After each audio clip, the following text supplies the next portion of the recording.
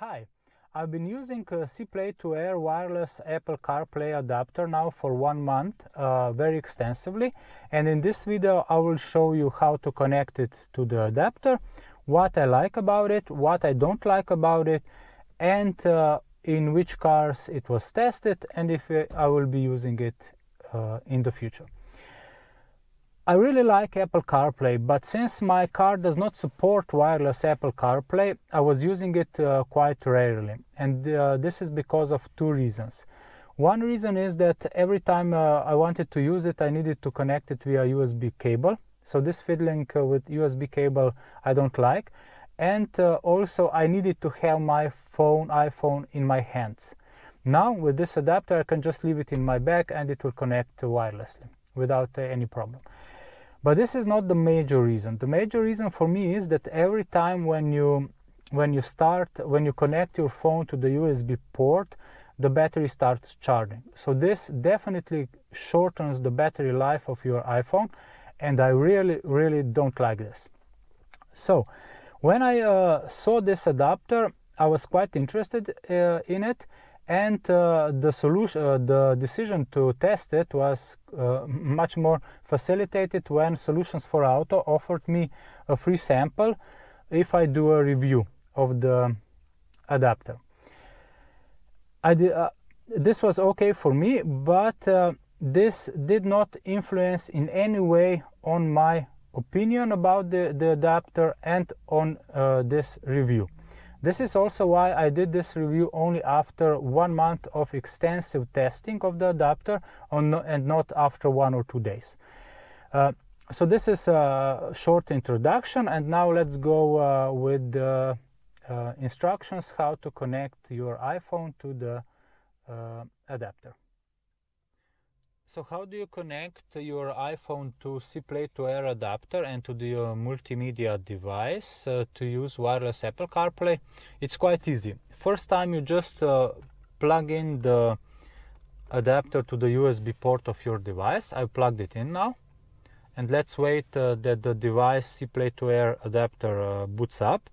After that, you just go to the iPhone.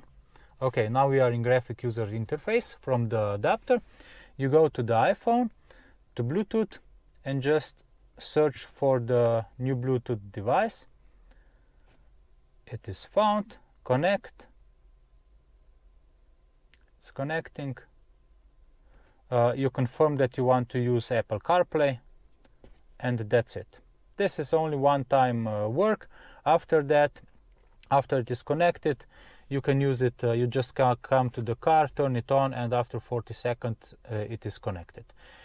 If you would like to delete the device from the adapter, if you are not using it anymore, you need to first I will disconnect from the Apple CarPlay so that I get back to the graphic user interface from the adapter. And I have here the devices. If there would be more devices, there would be more. If I would have more devices connected, there would be more devices listed here. So I press and hold to the device, and then I just press delete, and that's it. The device is removed from the adapter. The adapter was tested by me and my colleagues on a few cars. So majority of testing was done by me in Skoda Octavia 3 with MIB2 system. Then my colleague tested with Skoda Octavia 3 with MIB 2.5 system, so it was model year 2020. I have tested the adapter also with Caddy 5, so the newest Caddy that has USB-C connectors, USB-C ports. So I needed to use a quality USB-C to USB adapter, and the CarPlay adapter worked perfectly without any problem. It was tested also on Audi A6 model year 2016, so without any problem. So it looks like that if the car supports Apple CarPlay, it should support also the adapter. During 1 month of testing, there was no problem with the adapter. I have not noticed any problem, except that it does not work with iPhone 5s, but this I will discuss later in the video. But my colleague with Skoda Octavia 3 had one time a problem with the wireless Apple CarPlay. What happened was he came into the car, turned on the car, and the SmartLink did not connect to the CPLAY2air adapter. It was trying to connect, and after 1 or 2 minutes, CCA, the unit, so multimedia unit, rebooted. After reboot, it found the connection and the Apple CarPlay worked, wireless Apple CarPlay worked perfectly. So this was a one-time deal. What caused it, he doesn't know. So the best thing about this wireless Apple CarPlay adapter is that every time I get into the car, in about 50 seconds from the starting the car, I get the Apple CarPlay display on my unit. So let's go to the car. I will now turn on the car. As you can see, the multimedia unit in my car is booting up. So this takes majority of the time to boot up. Sorry, let me just, yes.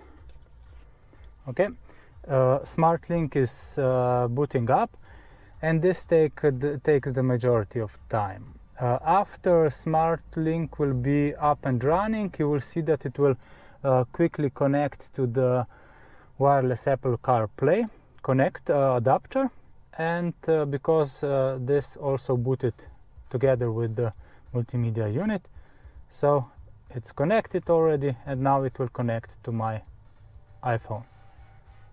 So I don't have to fiddle with my phone, anything, I just get this display.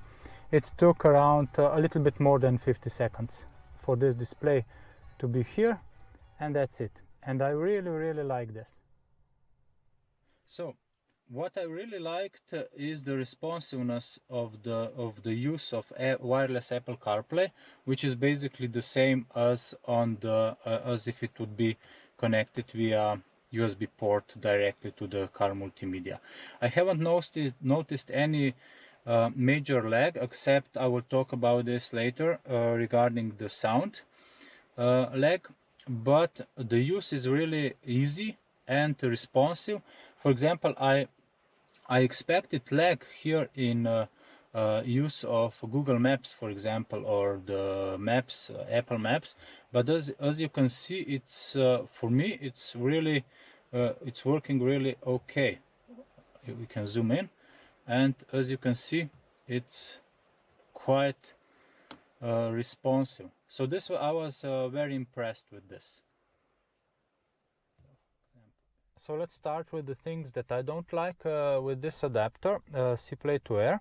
The first thing is the build quality and the USB cable for this adapter. As you can see, the adapter is very light, the plastic is not really good, and the cable is very short. Also, the quality of the cable does not give me a lot of confidence that it will take a lot of abuse.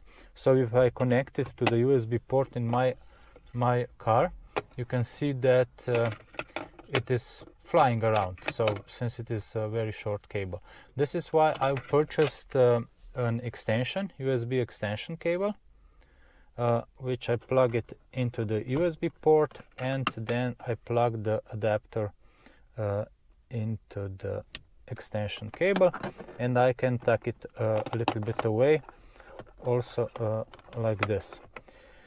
This still bothers me a little bit, so probably I will buy a longer extension cable and just hide the adapter here behind the dashboard, so it will not be visible.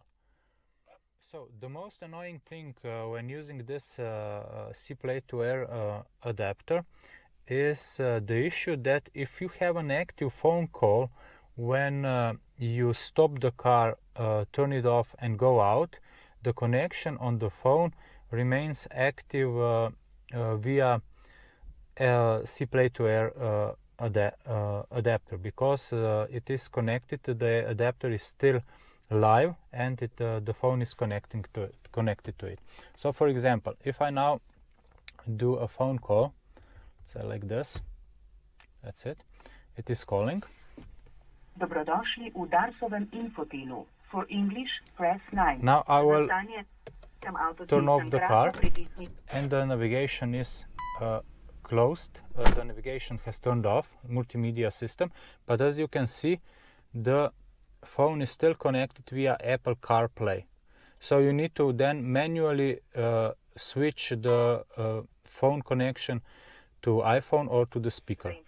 You see. So you can still, so the adapter is still active. So if you are near the car, if you stay near the car, you will not be able to speak because the phone is still connected to the adapter. Wireless Apple CarPlay adapter does not work on some older iPhones. For example, I found out this when I was trying to use it with my old iPhone 5S. It connects, so the connection is established. Also, you can see on iPhone that it is connected, but it is not usable because the display is not shown. So let us just wait a little bit. So the connection is done, and you can see the connection is done, but it is not shown correctly.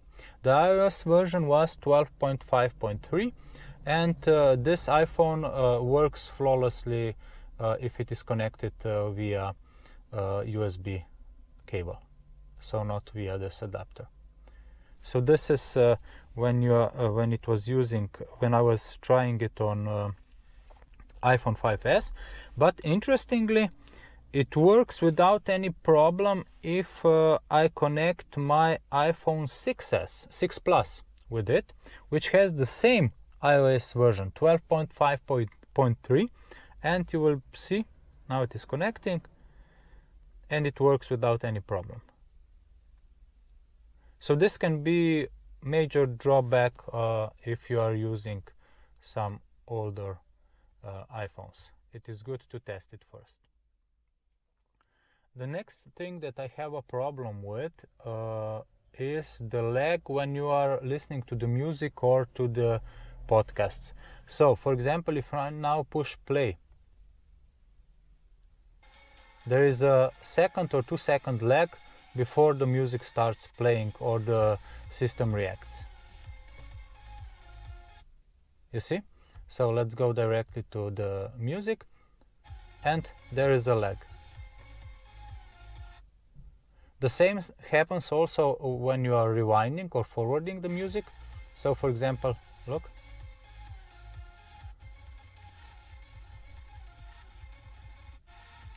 There is a 2 second lag.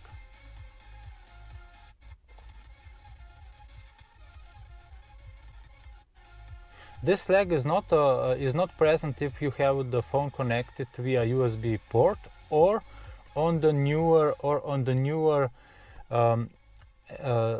systems that offer wireless Apple CarPlay directly from the manufacturer. This was tested on Volkswagen Passat B8.5 with MIB3 multimedia system, and there was no lag present in this way. The same happens also if you are listening to the podcasts. So listen.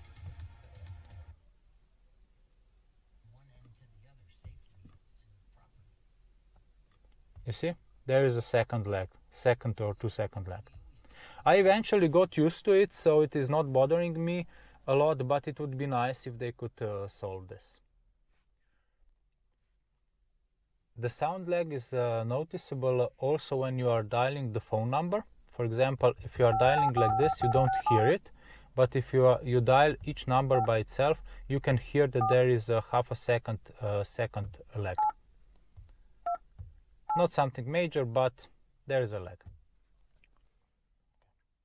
The next thing that does not work 100% is the remaining time on some podcasts when using this overview.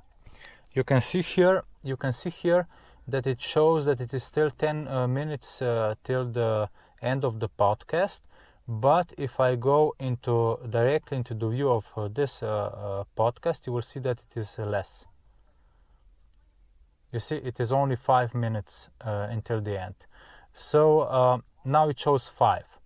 I don't know why this happens, and this does not happen on all podcasts, but on some podcasts it does not show correctly the remaining time in this podcast preview display.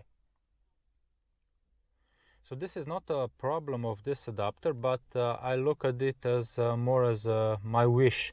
I would really like to switch easily between different iPhones that are connected to the adapter. For example, now I'm connected to my iPhone 11, and if I would like to disconnect and connect a different iPhone, I need to do the following. So I need to disconnect the Bluetooth so that it will not auto reconnect after I disconnect it from wireless Apple Carplay, and then I need to disconnect it from the CarPlay. So now it is disconnected, you will see.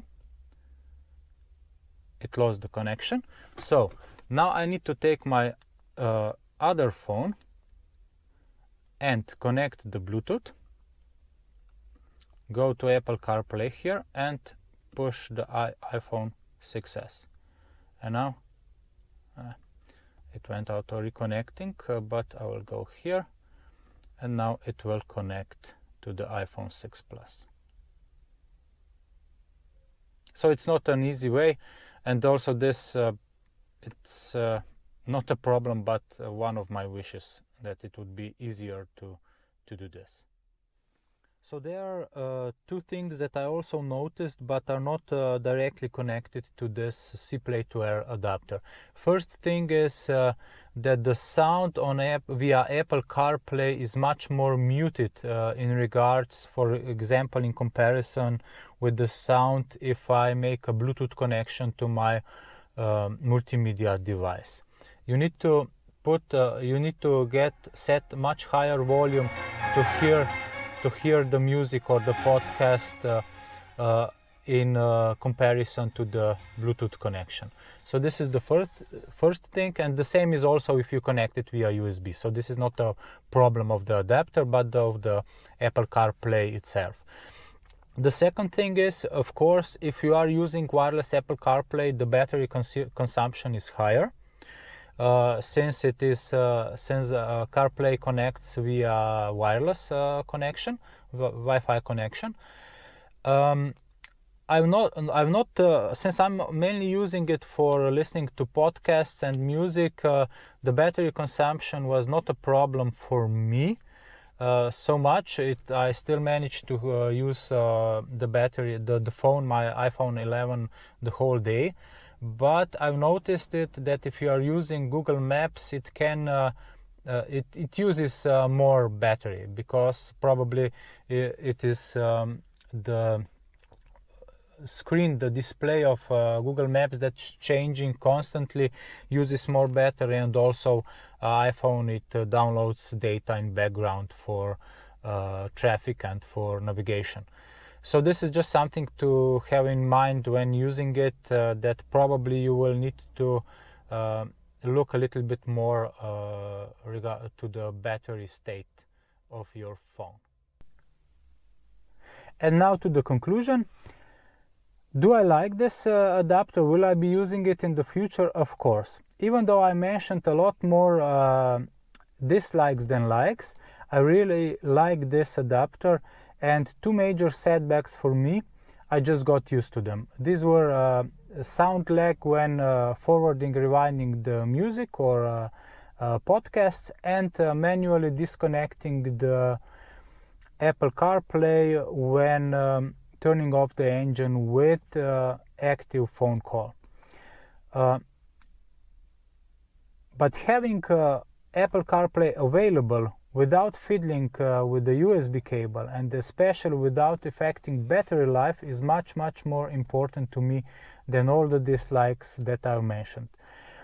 I can recommend this adapter, but you need to check that it is compatible, that it will work with your phone, especially if you are using an older iPhone, that it is compatible with your car's multimedia, and that none of the dislikes that I mentioned in this video are a major setback for you.